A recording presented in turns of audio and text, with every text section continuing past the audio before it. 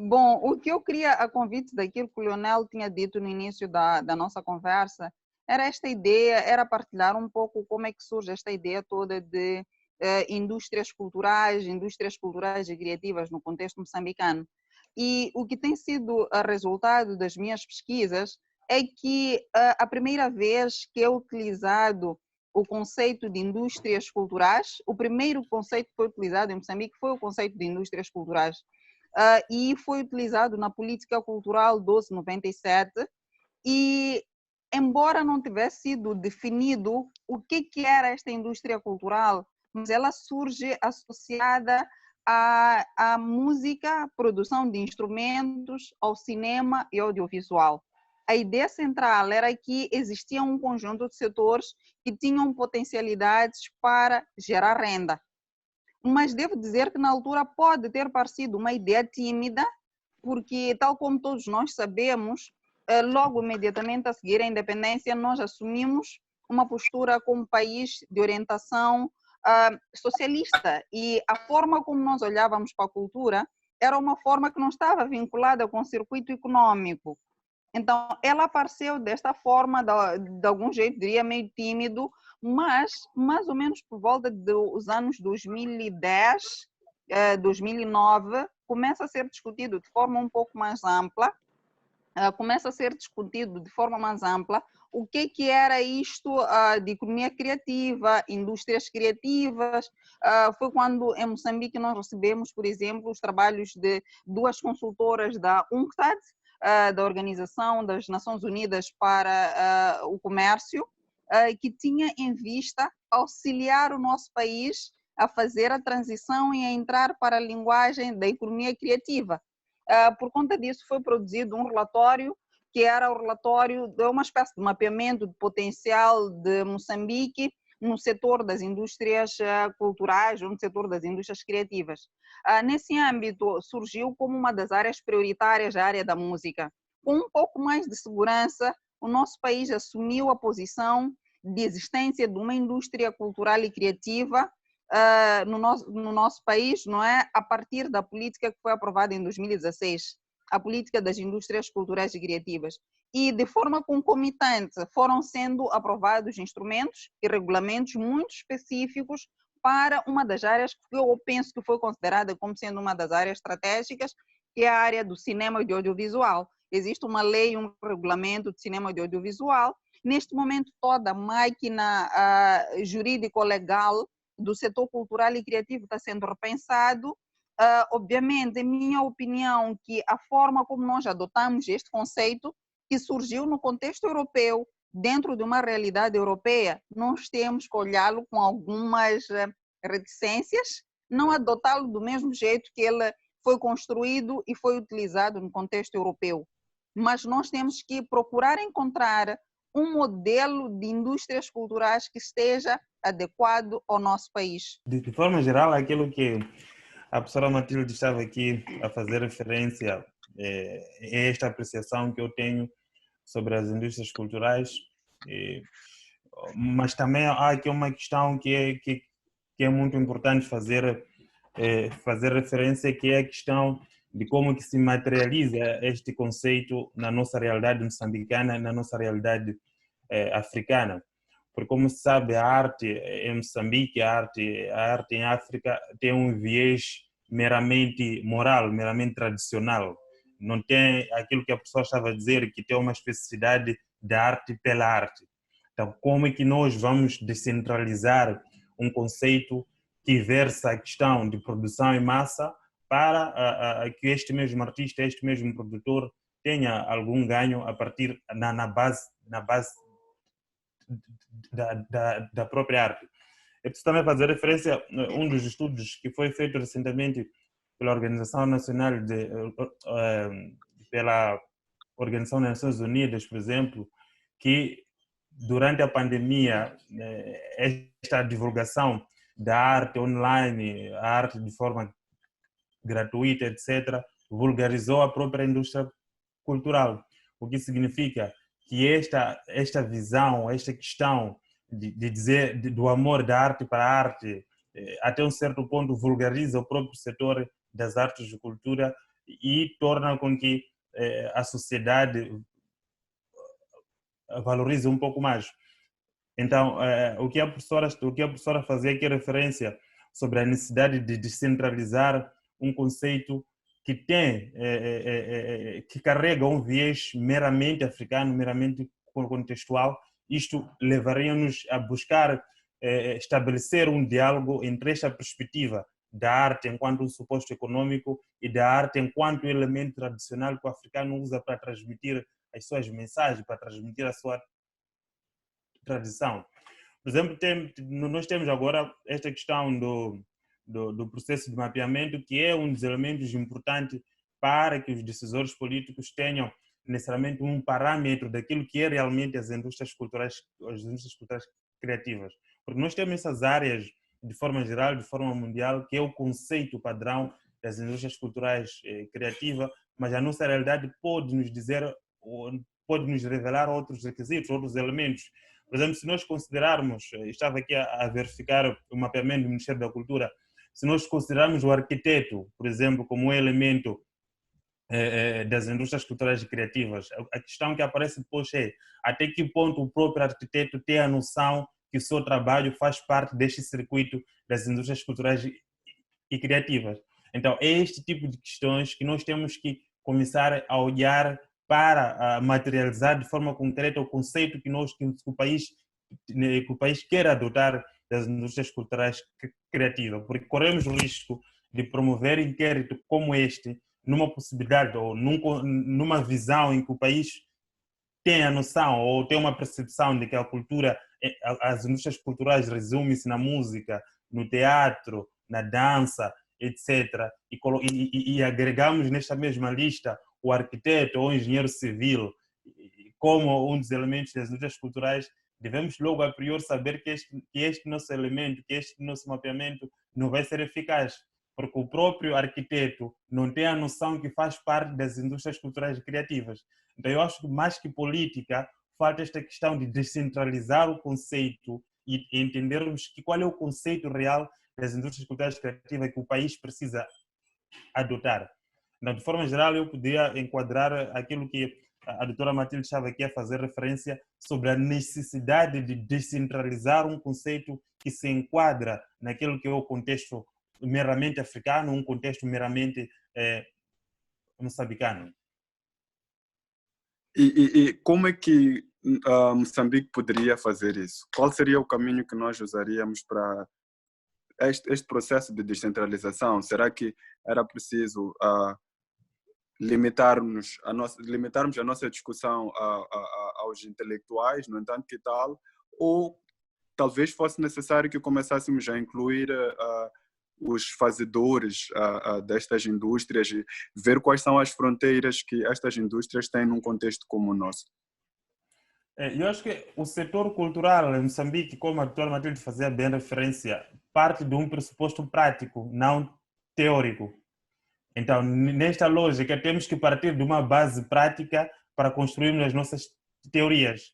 Diferentemente da arte, do ponto de vista europeu, do ponto de vista ocidental, que teve primeiro um viés filosófico, um viés meramente científico, um viés meramente teórico, que passou para a vertente prática.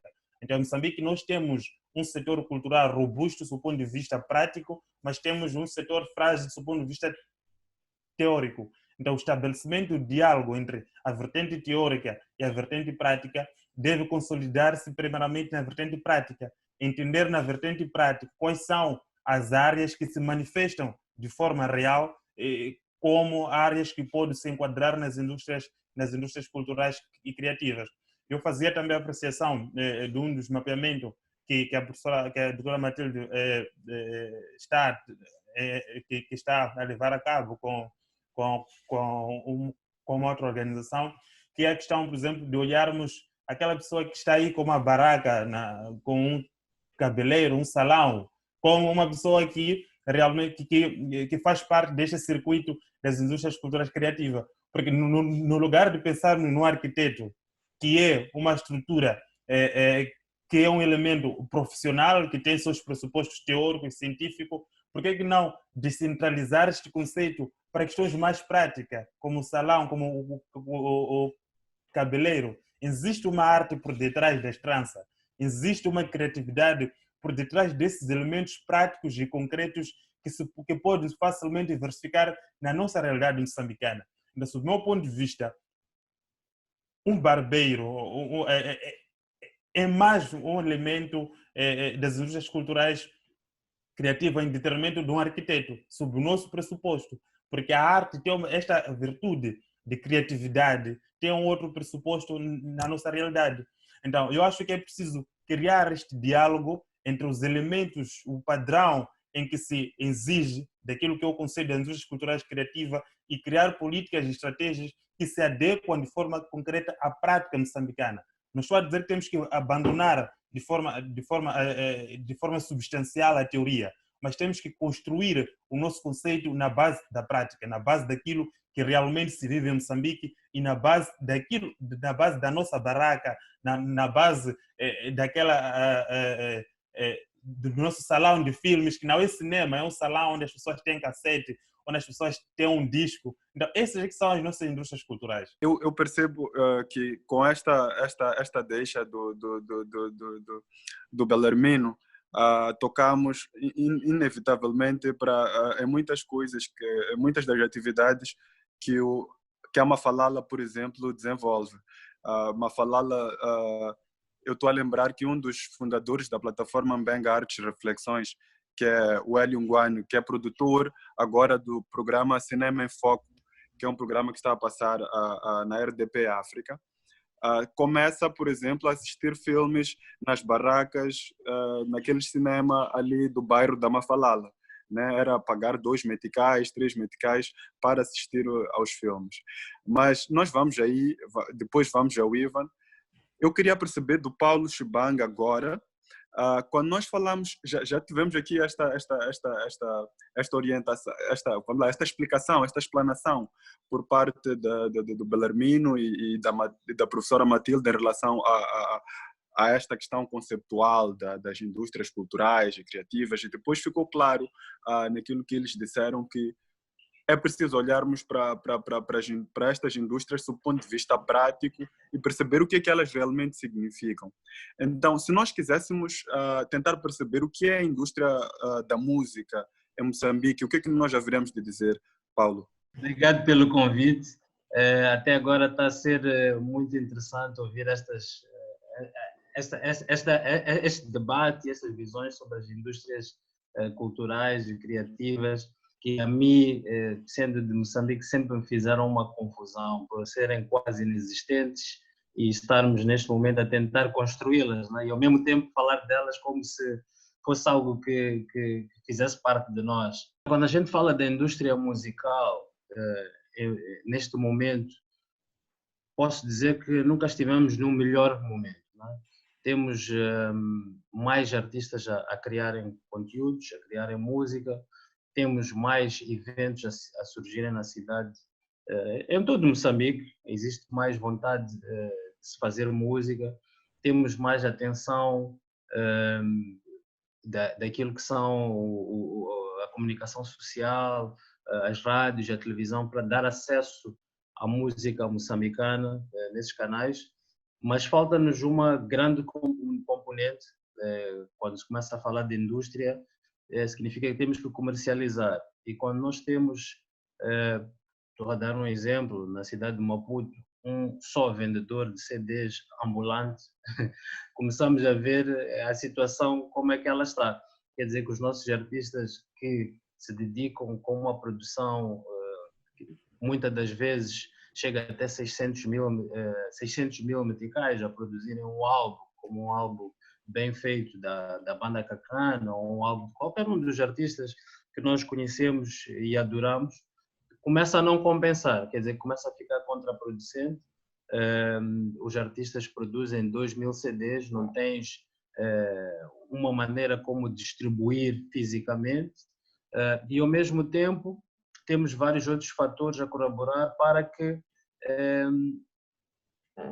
as vendas diminuam. Estamos a falar, por exemplo, daquilo que é a pirataria ou a própria maneira do próprio moçambicano é uma outra cultura do moçambicano de não dar valor à arte, não é?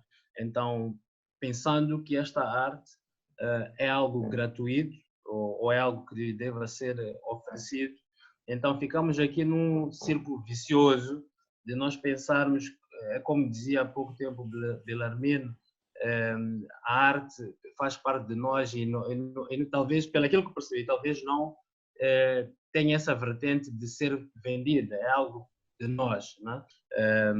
As políticas neste momento deviam estar focalizadas ou centradas naquilo que são as isenções ou as facilidades aos produtos criativos. Quando falamos de música, hoje em dia, para meter CDs em Moçambique, muitos artistas populares estão a meter os CDs de forma ilegal, porque não existe uma isenção para isso. Os artistas, para meterem instrumentos musicais, estão a meter também de forma ilegal, não existe uma isenção para isso. As lojas de música que existem na cidade de Maputo ou em Moçambique vendem os instrumentos a preços fora do normal. Quer dizer, este conjunto de coisas que deveria ser o tal de enabler para que haja mais criatividade, mais criação, nós neste momento não temos, e são coisas de base. E para finalizar, que é onde a maioria das indústrias, a indústria musical tem não só suporte, mas onde é que muito mais, como é que eu posso dizer, renda sai, estamos a falar das sociedades de direitos autorais, não é? Então, tendo uma sociedade muito fraca aqui em Moçambique, sem suporte, na verdade que tem que ser quebrada, porque tem várias artes juntas nessa sociedade, ela tem que ser revista. Os nossos artistas não têm como receber ou ter um valor daquilo que é a sua obra em termos de copyright. E essa é a parte mais importante em toda a parte do mundo.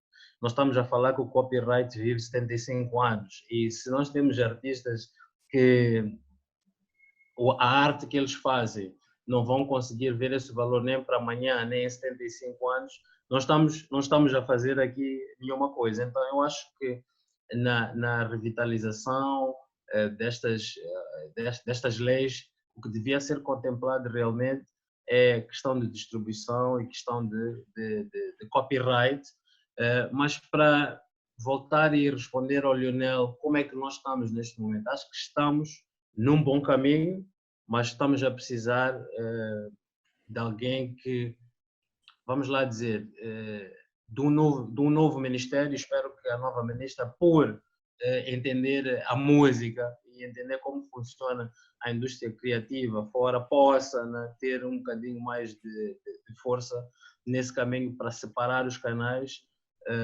realmente, começando dessa sociedade de atores e começar a trazer a verdadeira renda para a música e para os músicos. Ok, muito obrigado, Paulo. Enquanto falavas, ocorreu-me aqui que, bom, uma das coisas que acontece, uma das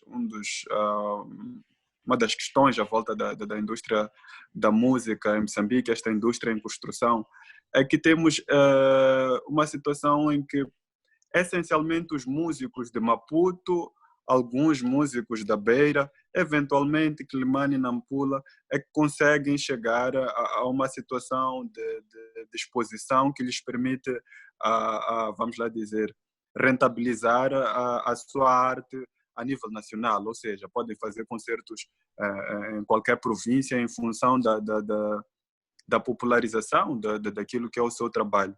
Eu queria perceber também como é que a nossa indústria, qual seria ou qual é o desafio que esta indústria da música em construção tem em relação à inclusão destes outros músicos das províncias que, por exemplo, não podem estar, não podem ter, não têm caminhos, não têm canais, não conhecem os canais para chegar a um festival ASCO, não conhecem os canais para chegar a Modide, por exemplo. Então, como é que o Paulo olha para isso? E também gostava que o Paulo explicasse um bocadinho como é que funciona a Modide.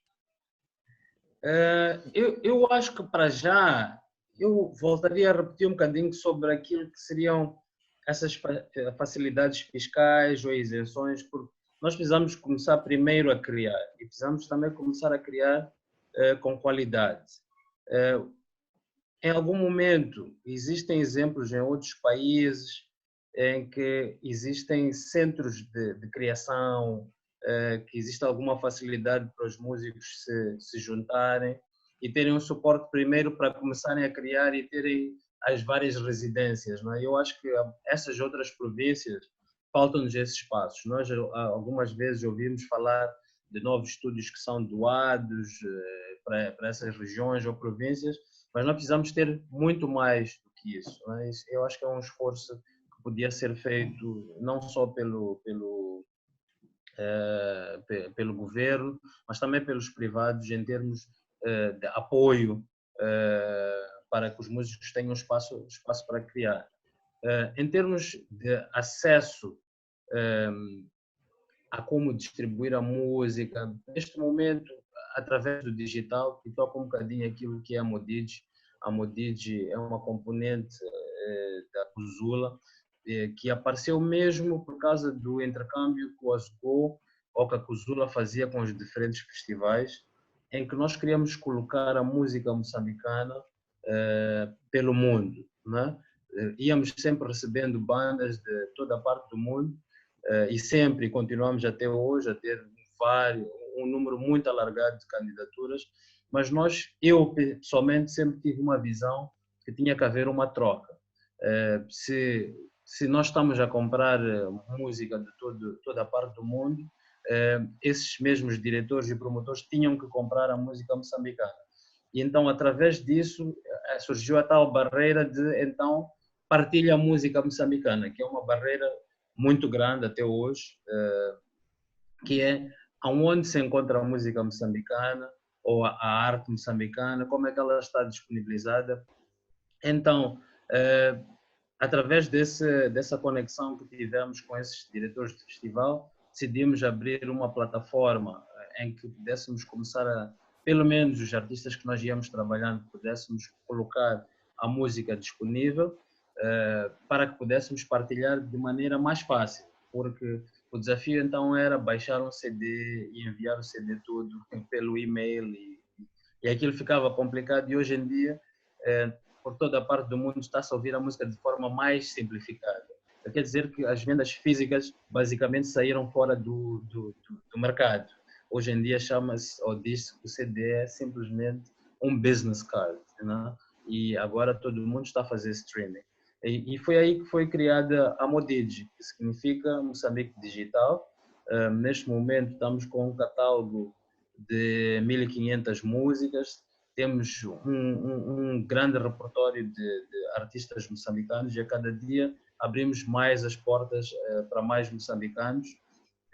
Conseguimos medir o pulso também daquilo que é o mercado da música a nível local, se as pessoas estão a consumir em Moçambique, e já consigo perceber que existem em Moçambique pessoas que também já estão a aderir aos serviços internacionais de consumo de streaming, de download, mas também aquilo que era o propósito inicial de dar acesso à música da música moçambicana ao mundo, ela também nós já começamos a ressentir, porque já temos, como vamos dizer, pings, ou começamos a ver já que em várias partes do mundo existe o consumo de muito daquilo que é o nosso catálogo.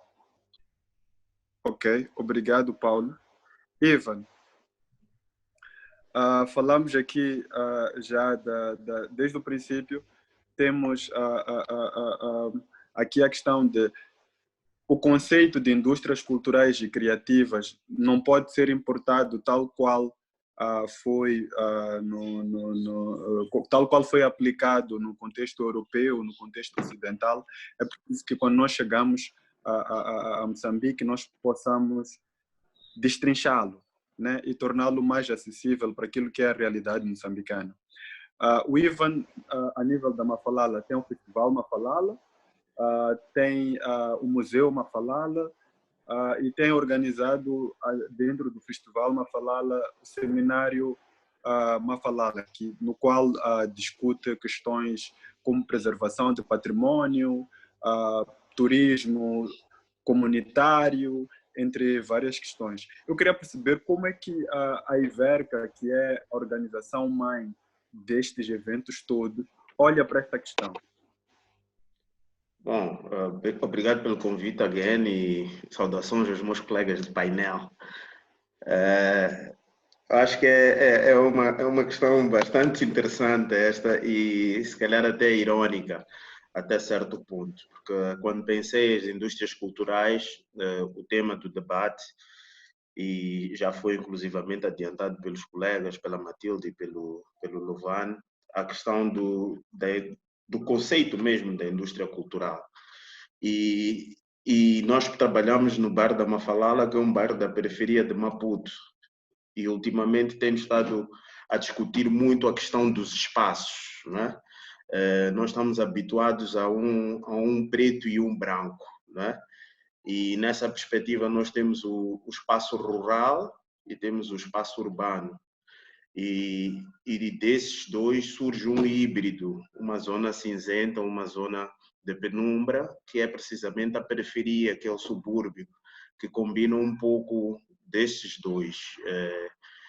Tanto, se quisermos, na perspectiva rural, que é o tradicional, está lá presente no subúrbio, mas também está presente o espaço urbano, que é um pouco da cultura ocidental e aquilo que representa uma cultura, se calhar, mais evoluída, mais teórica.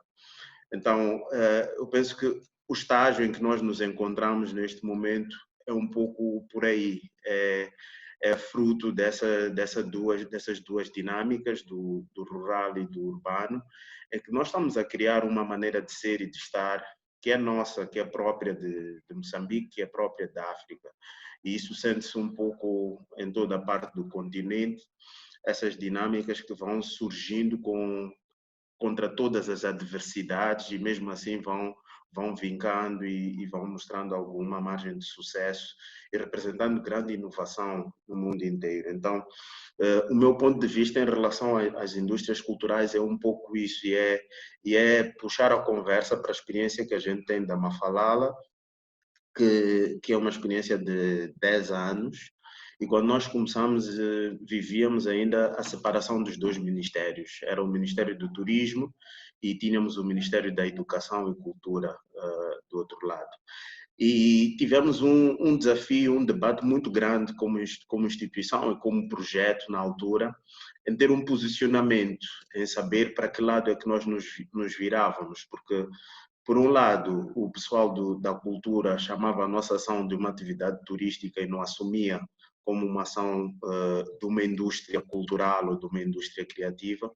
Por outro lado, o setor do turismo não reconhecia em si a nossa prática como uma prática de facto turística e via a coisa como um tema de cultura, como um tema de património. Então, isto levou-nos a ter que nos reinventar face aos vazios ou às clivagens ou a falta de coordenação que existia entre os vários setores. E nessa conversa, nós estávamos sempre entre um ministério e outro. Entretanto, nós tínhamos um dilema que era a questão do território, do espaço, de quem de facto regula o espaço em que nós estamos a fazer o trabalho. E na altura e até hoje, nós estamos dentro de um bairro que responde a uma cidade. E nessas conversas nunca era abordada a cidade e começamos também a sentir que precisávamos falar com a cidade, precisávamos falar com o município, porque era o município que regulava o território e nós estávamos a discutir assuntos e temas que diziam respeito precisamente a um território e que discutiam a memória e aquilo que esse território também representava.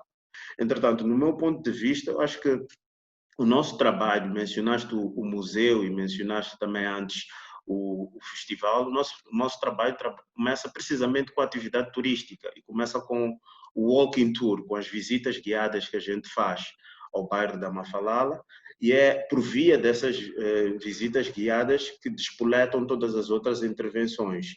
E um dos elementos que faz com que a gente tenha que fazer todas essas intervenções que a gente hoje faz, que é o festival e o museu, é precisamente a ausência de uma cadeia de valor, uma ausência de diversos intervenientes, cada um com a sua função, que possa efetivamente concorrer para o sucesso do objetivo maior, que era, no nosso ponto de vista, fazer a Mafalala um lugar turístico de facto. E sentimos ao longo deste processo um vazio muito grande também no que concerne ao investimento. E o investimento acho que é também uma questão crucial, e ele se traduz de várias formas, não só ou simplesmente com a ideia de termos um patrocinador ou um mecenas, ou mesmo o Estado a investir naquilo que nós fazemos, mas o investimento requer também uma estrutura muito mais alargada, que vai desde a forma como as pessoas são educadas, a forma como os nossos currículos pedagógicos também produzem conhecimento junto do seio das pessoas que mais tarde vão trabalhar para essa mesma indústria.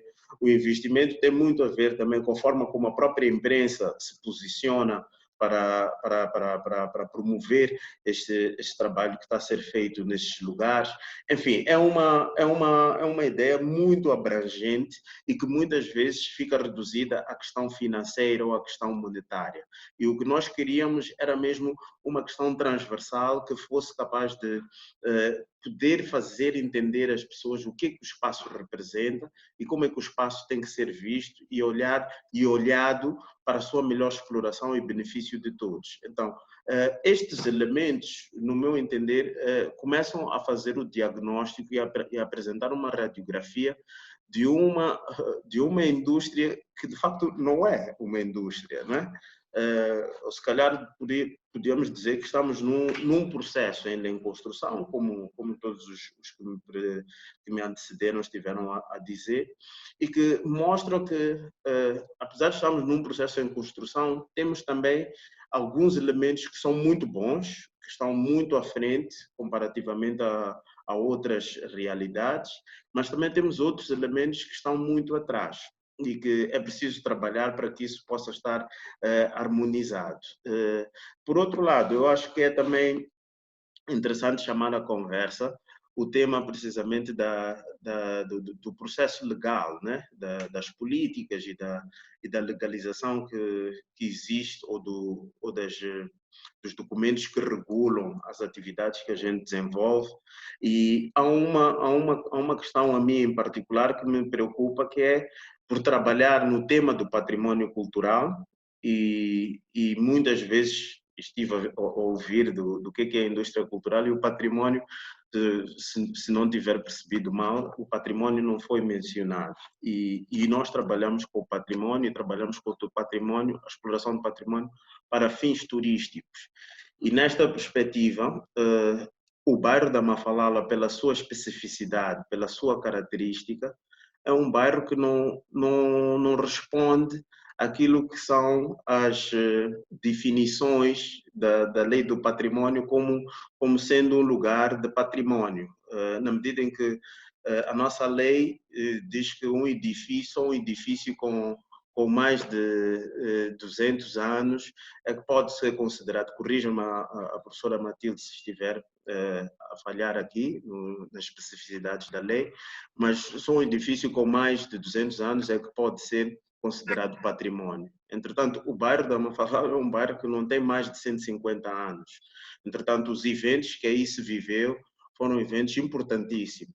E quem fala do bairro da Mafalala, naturalmente também pode falar das casas, das palhotas, dos edifícios que a gente tem de construção autóctone, que não tem uma durabilidade tão longa quanto a que se fala nesta lei. E até certo ponto é uma lei que reflete um olhar do colonizador, um olhar ocidental, e que não respeita aquilo que são valores também africanos, valores que dizem respeito às culturas tradicionais africanas. E o mesmo vamos falar de sítios e locais históricos, como, por exemplo, florestas sagradas e todos os outros lugares que, de certa forma, são excluídos dentro dessa perspectiva, daquilo que é o património que tem valor cultural no nosso país. Entretanto, são estas experiências, no âmbito turístico, são estas experiências que interessam ao turista, que interessam o visitante conhecer e saber. Indústrias culturais e criativas, de uma forma genérica, por aquilo que ficou aqui percebido, estão ainda em construção. E, a meio disto, somos apanhados pela Covid-19. Mesmo a fechar a conversa, o que é esta indústria diante das dificuldades, das limitações que a Covid-19 impõe e os novos desafios que coloca aos artistas e aos diversos setores intervenientes na estrutura? Acho que é uma situação que, acima de tudo, nos obriga à reinvenção, não é? E acho que é um cenário novo, é um cenário em que há um domínio cada vez maior da digitalização e do uso das tecnologias. Eu acho que, se não será, pelo menos tudo indica que o pós-Covid vai ser, em larga medida, o uso das tecnologias como um veículo de difusão artística. Se por um lado quebra-se a interação física, pessoal, nos concertos, nas exposições, nos espetáculos, por outro lado ganhamos um público mais abrangente ao podermos interagir com várias partes do mundo. Não é? Esta situação realmente vem-nos pôr a todos nós envolvidos na suposta indústria criativa do avesso, não é? E ao mesmo tempo dá-nos uma oportunidade para repensar e recomeçar e começar a pôr os passos corretos na criação de uma possível indústria criativa. Neste momento, os artistas estão a utilizar, do mídia social, Facebook, Instagram, para fazer os lives. Eu, no princípio, logo pensei que seria aquilo que se diz um 7-up. É algo que, né, ele começou com muita agitação e em algum momento, mesmo eu como espectador, comecei a diminuir a fluência de ver esses lives. Né? Isso é um lado. Por outro lado, tem uma questão também da monetização. É bom ver um artista que a gente gosta, mas nós que estamos no negócio, nós percebemos que tem que entrar alguma coisa, né? O artista tem que ganhar alguma coisa, o promotor tem que ganhar alguma coisa. Então eu não sou muito de acordo com estes lives que estão a acontecer no momento, dos artistas gratuitos. E até podemos chegar à questão dos webinars também, quer dizer, é uma indústria toda aqui a correr, que está a ir no gratuito. O que é que está a acontecer agora é que é uma oportunidade de promoção da imagem das pessoas, da imagem dos artistas. Vamos olhar a esta temporada como um espaço de promoção.